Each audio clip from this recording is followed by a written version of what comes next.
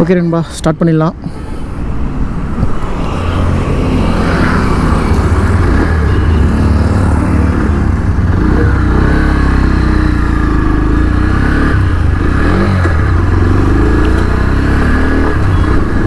என்னையா அது ஒரு மாதிரி காற்று மாதிரி இருக்குங்க வண்டி.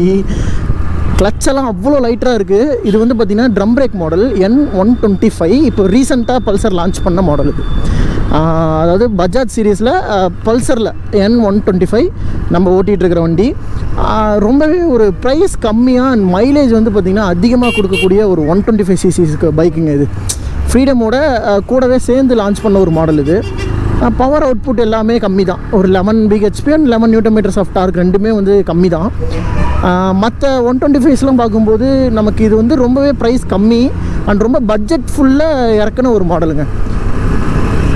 வேரியன்ஸ் ஃபுல் அண்ட் ஃபுல் ஒரு எல்இடிஸ் அண்ட் கம்ப்ளீட்லி ஒரு N160யோட அதே டோன் டவுன் என்ஜின், நல்ல ஒரு ஸ்மூத்தான ஒரு என்ஜின் வந்து பார்த்திங்கன்னா கொடுத்துருக்காங்க. அதுவும் இல்லாமல் இந்த மாடல் வந்து பார்த்திங்கன்னா நமக்கு வந்துட்டு அந்த அசிஸ்டட் சிஸ்டம் வரும். லைக் எப்படின்னா, நான் உங்களுக்கு SP125 வந்து சொல்லியிருப்பேன், ஜஸ்ட் என்ஜின் கில் ஸ்விட்ச் வந்து இதில் வருது இல்லையா, அதே மாதிரியே அந்த ஏன் போட்டு ரவுண்டு போட்டிருப்பாங்க.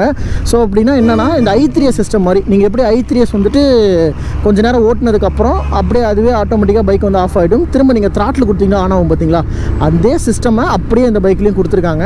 நம்ம போய் ஒரு இடத்துல நிறுத்தி பைக்கை சுற்றி பார்ப்போம்ல, அப்போ நம்ம வந்து பார்க்கலாம் அதை.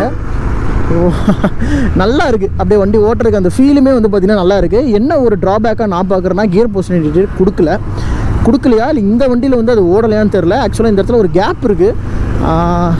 எஸ், சீட்டு ஒரு மாதிரி நல்லா குஷனியாக இருக்குங்க. அம்முங்கிறது நல்லா ஃபீல் ஆகுது எனக்கு பின்னாடி. நல்லா இருக்குது அந்த அந்த ஃபீல் வந்து நல்லா இருக்குது. நல்ல குட் ஃபீல்னு சொல்லலாம். யா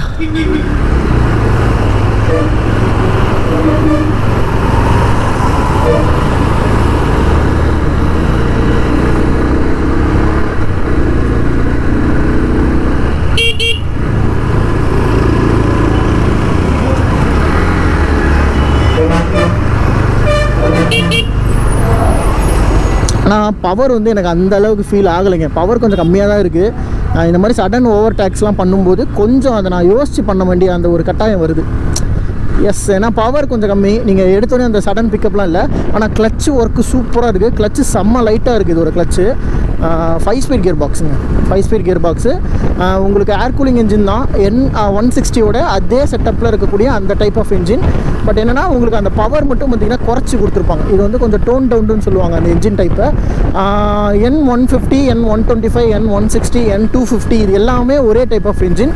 பல்சர் 150, பல்சர் ட்வின் டிஸ்க் 150, பல்சரோட 125 டூயல் டிஸ்க்கு, சிங்கிள் டிஸ்க், அந்த எல்லா வேரியண்ட்டுமே வந்து பார்த்திங்கன்னா அது ஒரு டைப் ஆஃப் என்ஜின். என்எஸ்சில் வரக்கூடிய என்ஜின் எல்லாமே ஒரு type of engine. So Bajaj கிட்டே கிட்டத்தட்ட 3 டைப் ஆஃப் என்ஜின் டிசைன்ஸ் வந்து இருக்குது. யா, இந்த இடத்துல வண்டியை நிறுத்தி ஒரு ஒரு ஓவர் வியூ வந்து காட்டுறேன். வண்டியை சுற்றி காட்டுறேன் எப்படி இருக்குது அப்படின்ட்டு பாருங்கள். நியூட்ரல் விழுந்துருச்சு. ஆனால் எல்லா வண்டியிலுமே அந்த அண்டர்பெல்லியோட சவுண்ட் இருக்குல்ல, அது வந்து தரமாக பண்ணியிருக்காங்க. அது நல்லா இருக்குது. கலர் பார்த்தீங்களா, மிக்கி மவுஸ் கலர் சூப்பராக இருக்குது. இந்த கலரு ஒரு க்ரீன் கலர், பீச் க்ரீனா இல்லை என்ன க்ரீன்னு தெரில. ஆனால் நான் இது மிக்கி மவுஸ் கலர்னு தான் சொல்லுவேன். ஃப்ரண்ட்டில் எல்இடிஸோட அந்த லைட்டோட அந்த செட்டப் நல்லாயிருக்கு. பட் நிறைய பேர் இந்த வண்டியை ரோட்டில் பார்த்தாங்கன்னா இது உண்மையாலுமே பல்சரா இது பஜாஜாங்கிறது அவங்க ஒரு டவுட் இருக்கும். ஏன்னா இது ஒரு பார்த்திங்களா ஸ்ப்ளிட் சீட்டு அண்டு கம்ஃபர்டபுளான ஒரு riding poster, at the same time ஒரு லைட்டரான ஒரு ஃபீலுமே கொடுக்குது. பின்னாடி வந்து பார்த்திங்கன்னா ட்ரம் பிரேக்ஸ் தான். அண்டு ரியருமே வந்து பார்த்திங்கன்னா நியூலி டிசைன்டு ஒரு ரியரு. இதுக்கு வந்துட்டு இதுக்கு முன்னாடி இருந்த வெர்ஷன்ஸுக்கும் இதுக்கும் சம்மந்தமே இருக்காது.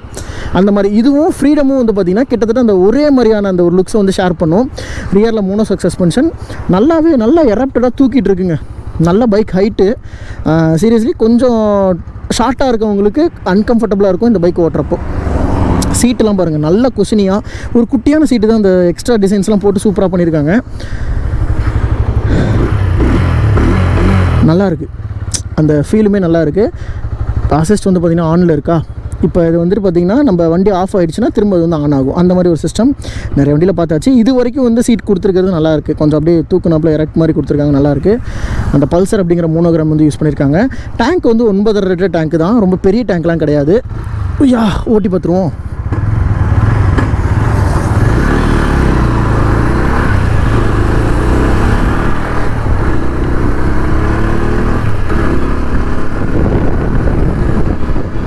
கியர் ஷிஃப்ட்ஸ் எல்லாமே நல்லா இருக்குங்க வண்டியை பொறுத்த வரைக்கும்.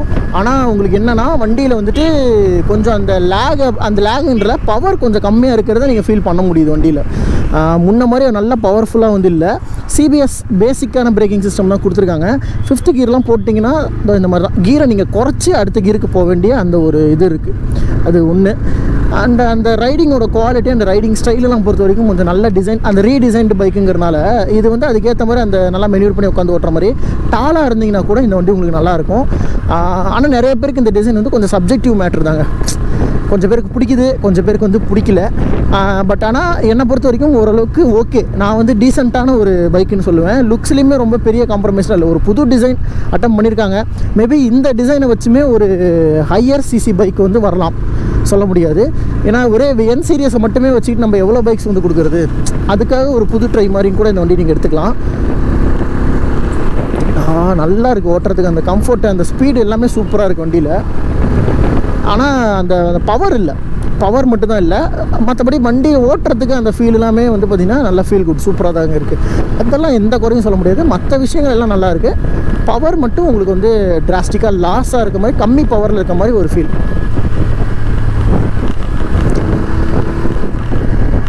சவுண்டு நல்லாயிருக்கு. 100 பெல் எக்ஸாஸ்ட்டுங்க. இது வந்து ஒரு புது டைப் ஆஃப் 125cc என்ஜின் தான்.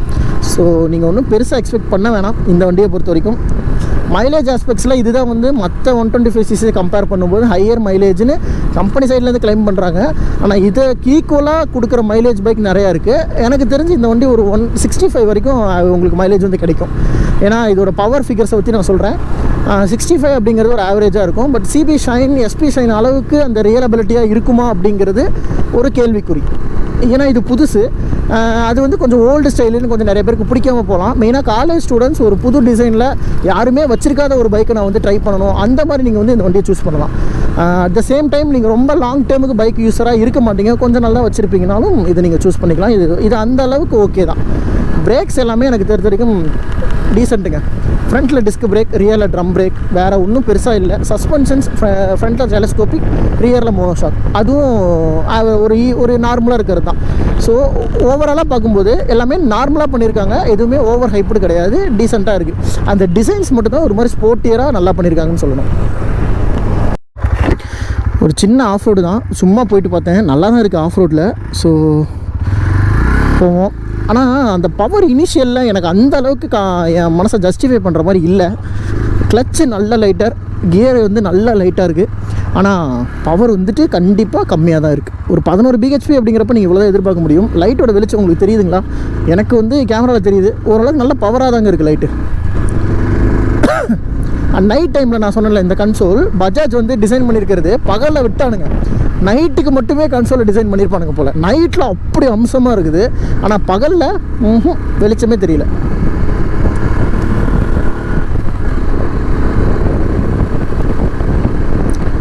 ஸோ ஹெட்லைட் ஆன் ஆகிருக்க அந்த ஒரு சிம்பிளுமே உங்களுக்கு வந்து காட்டுது.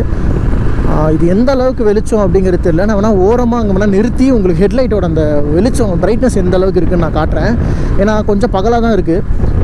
இந்த இடத்துல நிறுத்தி காட்டுறேங்க உங்களுக்கு.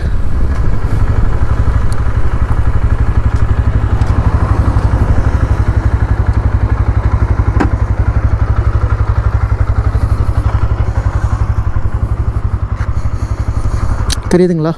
சரியான வெளிச்சம். சீரியஸ்லி ஒரு என்னோடய 200cc பைக்கில் இருக்கிறத விட இந்த வண்டியோட வெளிச்சம் வந்து நல்லாவே இருக்குது. அந்த ஹெட்டில் அந்த டிஆர்எல் செட்டப் முதற்கொண்டு எனக்கு நல்லா பிடிச்சிருக்கு. இந்த இடத்துல சைடில் வர டிசைன்ஸ் நல்லாயிருக்கு. அந்த ஹை பீமும் போட்டு பார்த்தோம்னா இன்னும் தெரியும். கண்ணே தெரியாது போலங்க, அவ்வளோ வெளிச்சமாக இருக்குது லைட்டு. எனக்கு தெரிஞ்சு ஒரு நல்ல பஜாஜ் வந்து லைட்டில் குறை வைக்கிறதே இல்லை, லைட்டில் நல்லா பண்ணிடுறானுங்க.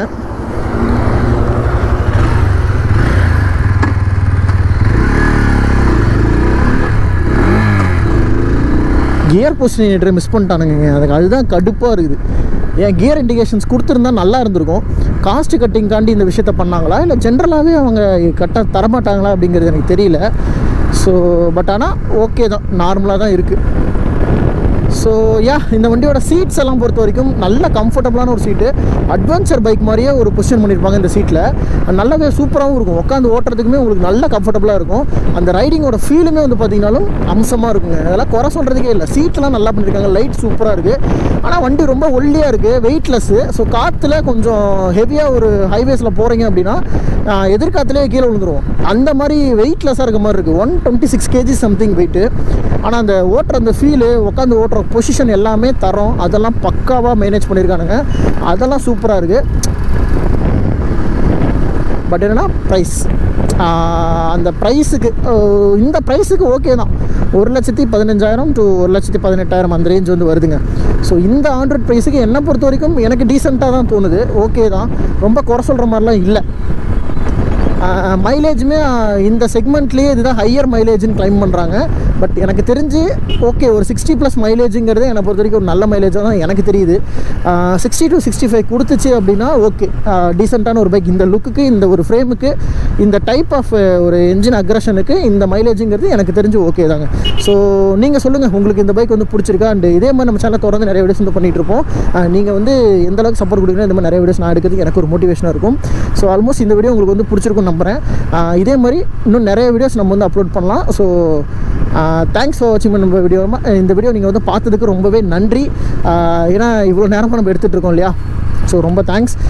ஸோ முடிஞ்ச அளவுக்கு நம்ம சேனலுக்கு சப்ஸ்கிரைப் பண்ணுங்கள். அண்ட் இந்த வீடியோஸ் வந்து யாருக்காவது இந்த வண்டியை பற்றி பர்டிகுலராக தெரிஞ்சுக்கணும்னு நினைக்கிறவங்களுக்கு இந்த வீடியோ ஷேர் பண்ணுங்கள். ஏன்னா அப்போ தான் அவங்களுக்கு இந்த வண்டி எடுக்கலாமா வேணாமாங்கிற ஒரு மோட்டிவேஷன் இருக்கும். என்ன கேட்டிங்கன்னா, உங்களுக்கு ப்ரைஸ் ஓகே, ஒரு பல்சர் பைக்கு புதுசாக நீங்கள் இருந்தால் ஃபஸ்ட் டைமுங்கிறனால நீங்கள் ட்ரை பண்ணுறீங்கன்னா நீங்கள் ட்ரை பண்ணலாம், அவ்வளோதான். ஓகே தான் என்னை பொறுத்த வரைக்கும். ஸோ தேங்க்ஸ் நண்பா. இதோட இந்த வீடியோ நான் வந்து என் பண்ணிக்கிறேன். இதே மாதிரி இன்னும் நிறைய வீடியோஸ் நம்ம வந்து பண்ணலாம். இதே மாதிரி நம்ம சேனலில் புதுசாக நிறைய வீடியோஸ் நம்ம வந்து வந்துட்டுருக்கோம். கண்டிப்பாக நான் எடுத்து வச்சுருக்கேன். ஸோ அப்லோட் பண்ணுறேன். அண்ட் முடிஞ்சளவு கண்டினியூஸாக வீடியோ அப்லோட் பண்ணுவோம், ட்ரை பண்ணுவோம்.